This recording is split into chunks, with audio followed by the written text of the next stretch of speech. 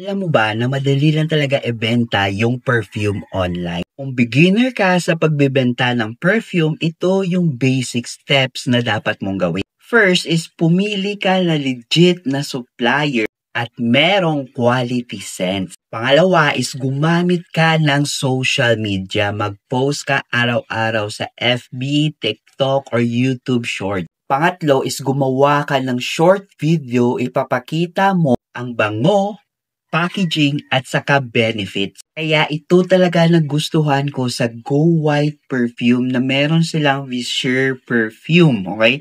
Pwede sa pambabae at saka pwede sa panglalaki dahil meron silang tinatawag na drop shipping. Sa kaya okay lang kahit wala kang on-hand na items.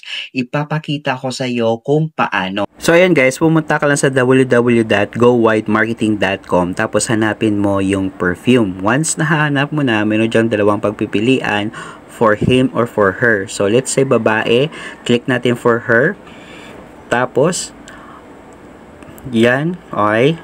I-add to cart natin pero pumili muna tayo ng scent, okay. So choose an option. So dito, Bulgari Amethyst yung pipiliin natin. Click lang natin. Tapos, click na add to cart. Okay? So, if ever na wala na tayong i-add, okay, na item, click lang natin yung view cart. Okay? So, once na-click na natin yung view cart, guys, okay, dyan makikita mo yung item, okay, na bibilhin mo. Okay? Pwede ka mag-add. Okay? Tapos, scroll up mo lang, gamitin mo yung coupon code na GWTON kasi meron kang 10% discount dyan. So, ikaw kapag part ka na ng Go Wide, meron ka ding code, okay, na ibigay mo sa customer mo. So, click na natin yung proceed to checkout.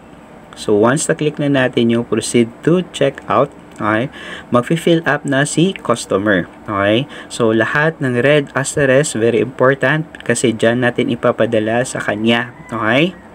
So, once lahat na fill up na at okay na lahat, okay, click lang natin yung place order kasi dito guys, cash on delivery pa. Now, kung gusto mo malaman kung paano ka mag-start ng perfume business mo na meron dropshipping system, just comment below how at ibibigay ko sa iyo yung buong details.